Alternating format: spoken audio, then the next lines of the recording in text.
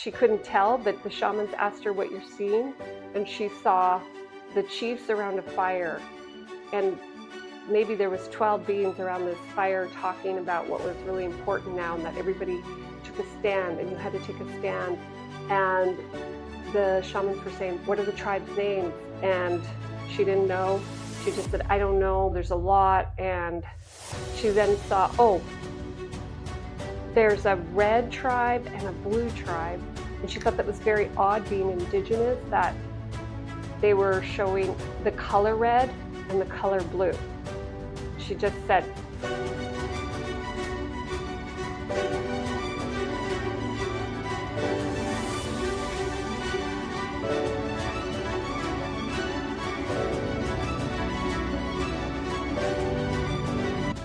this is now the experience of ayahuasca and what that was like for her as a Mormon, and how she navigated and justified doing ayahuasca while still maintaining her religion and her belief.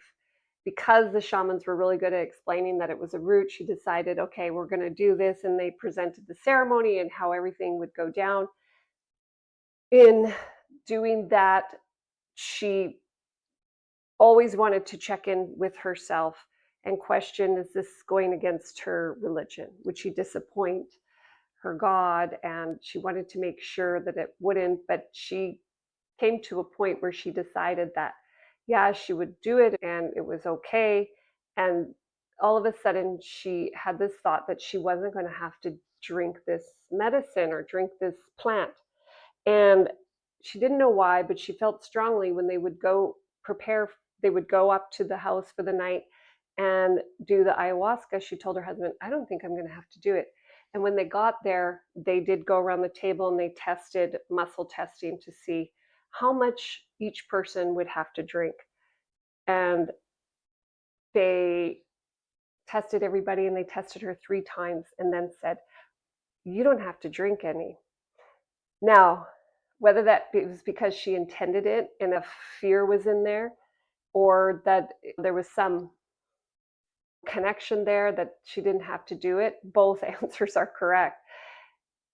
So the ceremony went ahead. She participated in the ceremonies, holding space and observing, and what she witnessed was a lot of throwing up, a lot of moaning and groaning, a lot of pain, including from the shaman who drank it and was seeing visions and telling her stories about what these people were going through and the visions she saw them in their past lives. And she was telling stories, and she was throwing up and pooping, and then she was just stressed, and I thought it looked very painful for every single person that was there. She thought that this is pain, but she was also very open to just holding the space. And hours went by, and she heard her husband and her brother, and the shaman was telling her about their past lives and why they're connected and why he had a bad leg and all of these things. And so far out of her belief system, and yet she just allowed and heard everything. And when it was all over in the morning and they got out of the root, out of their system, and they had the conversation, the brothers shared how horrible the experience was with what they saw and purging. And she was fascinated. She was fascinated because they were talking about the church and the prophets and what they saw and what the other brothers saw and how their relationship was. And there was other people there, and they shared their stories. And the shaman lady, she said, you guys have to clear this, you have to clear that, to her husband and the brother. And she was very happy that she didn't have to experience this. It was fascinating. They still had questions after, and as they drove home, they talked about, oh, it was awful, the pain in the body and all of these things. And she said, will you do it again? And they both said, oh yeah, can't wait. She thought that was just so crazy, that it looked so painful and they'd still want to do it. She couldn't understand that. And then another opportunity came for it to be done again. And this time she knew she was going to do it, which at that point she experienced a whole ayahuasca experience. And that can be, the details of that can be shared another time. What had occurred though in that shaman experience, because she had worked on herself, and because the body itself didn't hold a lot of trauma in it. Like it hadn't ever really physically been abused, aside from just living life and unconscious behavior by parents and those kinds of things. Yeah, there was abuse, but nothing to what this world shows. So she didn't have a lot to really purge out of her. And once it was purged, she was able to see a lot of things that were going on and the people that were in the ceremony, and was able to help people in the ceremony. And she started to direct the shamans of how to help. And she also used her voice, and her voice could reach a frequency that would clear the pain from the people's pain body, or the sounds that would come out of them.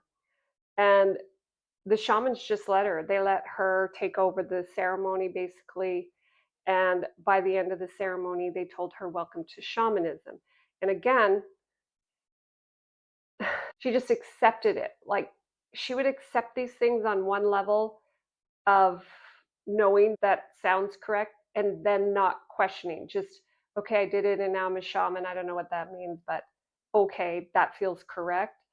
And didn't connect the rest of the dots. In that moment, however, she knew she was never going to do this ayahuasca again. She had felt that it was just done.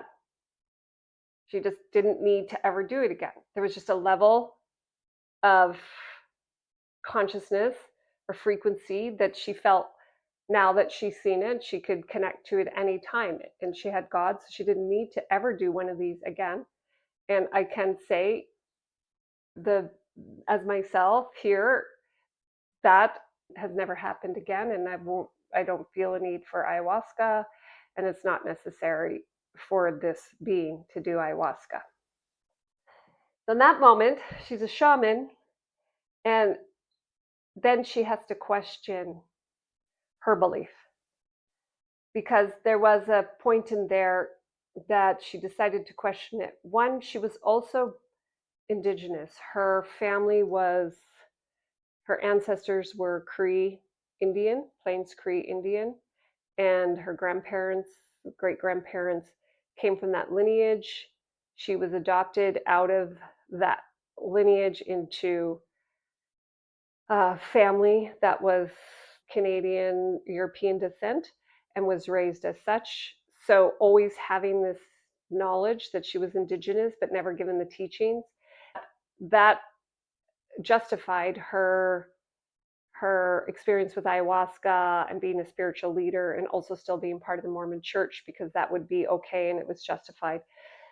However, it did make her question what she should do, and was she crossing the line, because she was now able to help more people, which was her desire, to heal people, help them work through their suffering and their trauma, and that was always her goal, and keep her religion and keep her family intact, and help her daughter heal, and keep doing healing work so her daughter's brain can heal and her other child's anxiety could heal. This was the focus of the attention.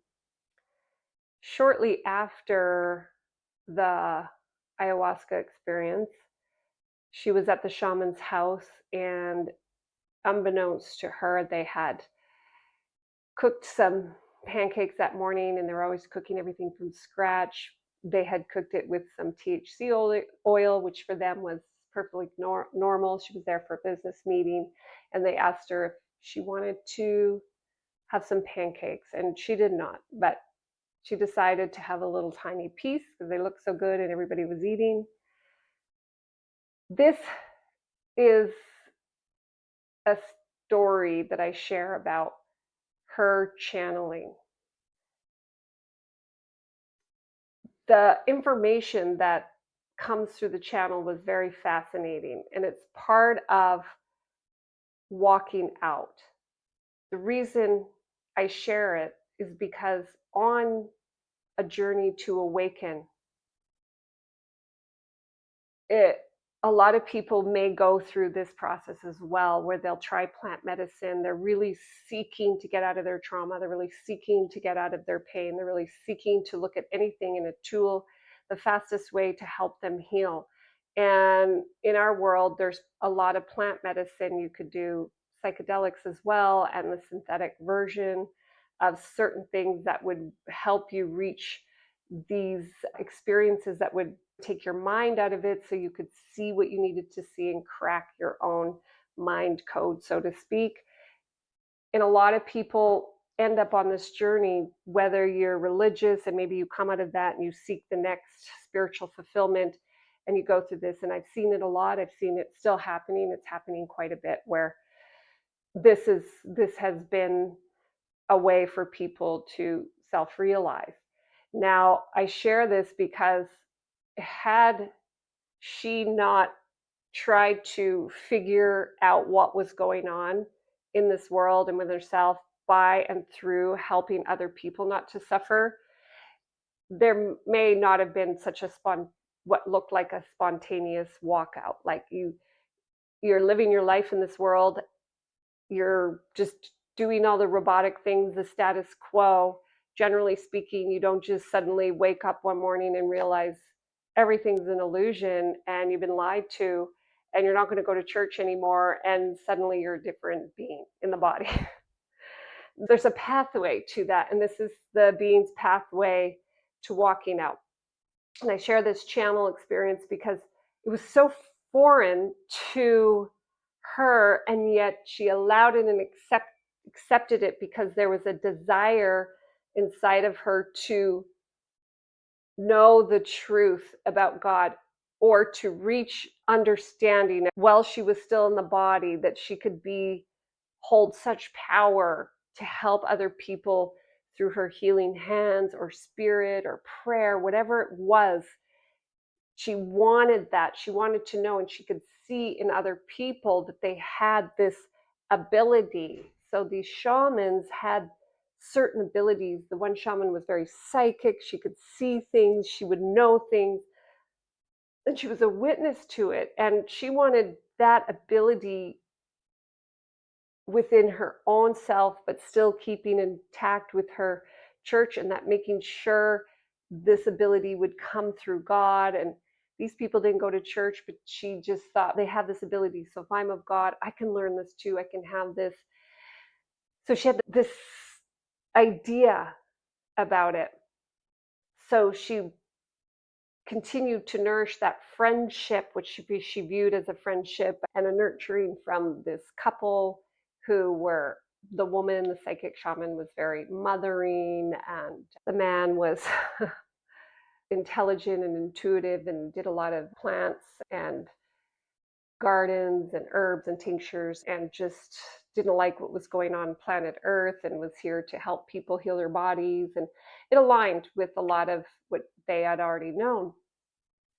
So that morning, when she came to the house to have a meeting, she had a little tiny piece of pancake, not knowing it was cooked in THC, not knowing that the ayahuasca had opened a channel, if you will, not having the vocabulary, not having the idea, nobody ever explaining how the psychic body works, how dimension works, how all of these things, channels open and can stay open. And if you don't know what you're doing, things happen. So she was in the meeting and suddenly started to feel a little sensation run through her body as the meeting started. And she started feeling very good, like tingling, the beginnings of an ayahuasca ceremony, the same sensation that she felt when the ayahuasca was starting to kick in.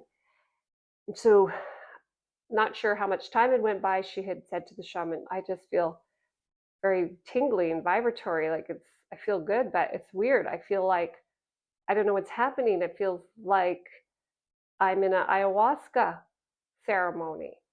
And the shamans that were at the head of the table looked at each other, and the people at the meeting looked at each other, and they shifted eye, and she said, what? And then she explained, this is how I feel. I don't get what's going on. And she started to get nervous because she felt like she was literally going to go into an ayahuasca ceremony in the middle of a morning at a meeting, and that was concerning. So she got a little concerned because she didn't know what to do. She didn't have this experience outside of this one ayahuasca. And they looked at each other and said, oh, shoot, we put THC in the pancakes. You're probably just going to be stoned. And they're like, sorry, we forgot to tell you. We just do it all the time and it doesn't affect us. And the shaman said, it's okay. Just whatever you feel, just go with it. I'm right here. I'll ground you in and do all this. And next thing, for the next 5 hours of that morning, she channeled. A channel opened. And I will explain how she experienced this channel. And I will explain it now, viewing the memory, explaining what it is. She was very innocent with it. However, it was a very organic experience in how channels happen. And in that moment, a channel opened. So it looked like dimension up here, as if it was clouds, a room, like a big meeting hall, but in the sky, and in another dimension, like a something there in her. It was not in her mind where her head talks. It was just where this dimension was. And she described it like a big opening in the bottom of the floor. So imagine like a flat layer of clouds and then this square, like an attic door open. And on both sides of this door leading down into the physicality, if you will, beings waiting in line to come in and speak through her. This just happened so fast. And she was able to describe, oh, this is happening. And the shamans led her through, told her it was a channel and just to invite the beings in. And so for the next 5 hours, while she was in a body stone, the being after being came in and she could describe what each being was doing, what this dimension, she didn't have the word for the dimension, but she was fascinated viewing how these beings wanted to just, they were very excited to come in, and they seemed to know a new channel had opened, and this was a very exciting time. This was a very, to the beings, and she just participated because she could see like they had something to say. And when they would come into the physicality, she could hear their voice. She was, so if they had an English accent, she would speak in the English accent. She asked later if she sounded like an Englishman, and they said no, she just had her own voice, but she was literally hearing the Englishman's voice speaking. And all the beings that came in, all of them would come in and they would ask for healing. They would tell their story, and the shamans would ask them questions. And she was very aware that they also needed help. So she would say, she was very aware of them coming in. She felt she was still very present in the room. She could feel everybody in the room. She could feel the shaman. She could feel where the room she was in. And she could also see the channel and allow everything to come in. So these beings would come in, and then she would tell the shamans, this being needs this kind of work. And she was working with the shamans to help heal this issue that in this other dimension, these beings were still experiencing. So they were in another dimension and still had stuff to work out. They were coming through this new, because the sense was, this is a fresh, new channel. This person doesn't really know what they're doing. So let's just line up and get in there and get help. Some famous people came through that we know in our world. I'll tell one person that came through was Charlie Chaplin. And this person didn't know. They knew a little bit about Charlie Chaplin, like from the movies, but didn't know the persona, didn't know the history, knew nothing. And Charlie Chaplin came through and was able to explain to the shamans, okay, it's Charlie Chaplin, and this is what he's saying. And it was like the story of Charlie Chaplin, and he was very upset and he was still very depressed. And he said that in his life as Charlie Chaplin, he was very used. He was a puppet. None of his fame and his fortune brought him joy or happiness. And he was still experiencing this compression, depression in him, and he wanted help with that. So I was explaining, and we were working on this Charlie Chaplin entity of just clearing to help clear that and sort that out. So it was things like that. And there were moments where visions came through a being. And interestingly enough, a vision came in about the tribes, that there was 2 tribes in the future, or maybe in the past. She couldn't tell, but the shamans asked her what you're seeing, and she saw the chiefs around a fire, and maybe there was 12 beings around this fire talking about what was really important now, and that everybody took a stand, and you had to take a stand. And the shamans were saying, what are the tribes' names? And she didn't know. She just said, I don't know. There's a lot. And she then saw, oh, there's a red tribe and a blue tribe. And she thought that was very odd, being indigenous, that they were showing the color red and the color blue. She just said, it's a blue and a red, and there's a divide. The blues are fighting the reds, and the reds are fighting the blue. And she didn't understand it. She says, it's just very clear. And there's people that the center chiefs are asking for people to stand up. And then she saw around the tribe, like people stood up, and then it was like the lights started to go on. And then there started to be masses of people just standing up to start helping with this great divide. And she just described the scene, how that was. And they started to say more about the red and the blue tribe, which I don't remember now what she saw. And she was describing it, and then it made sense, because the word tribe and the color red and the color blue at that time didn't make sense. And you could see now, like, the biggest divide in the Americas, because this was in the Americas, this vision came, is against the red and the blue. So that was fascinating, which nobody knew what that meant back in 2012. And now, once the channel was done, it could have just continued. It was very energetic. The shamans were so excited to participate with this. They just thought it was the greatest event. And eventually I was able to come out of it and come into my body again. The frequency was changing, and I was able to get out of that. Now, what happened with that after? That was the piece where she had to question if she had really crossed a line.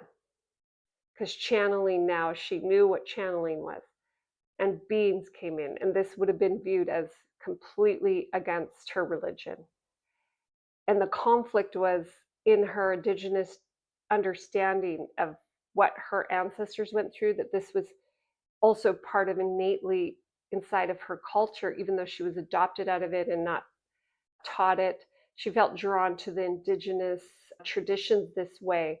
And this started to create conflicting questions within herself from the truth, indigenous, natural lineage, organic states of what should be and do, and looking at from the healing and how her indigenous people were healers, lived off the land, and this other concept where she blend that with her religion, and her religion had specific rules of what they viewed would be evil or against God or the devil, and you didn't channel, and you didn't do cards, and you didn't even do a psychic reading, like, that's not. And all of a sudden these two worlds became very connected together, and a conflict within herself to try to figure out how they fit together became the beginning of the end for her.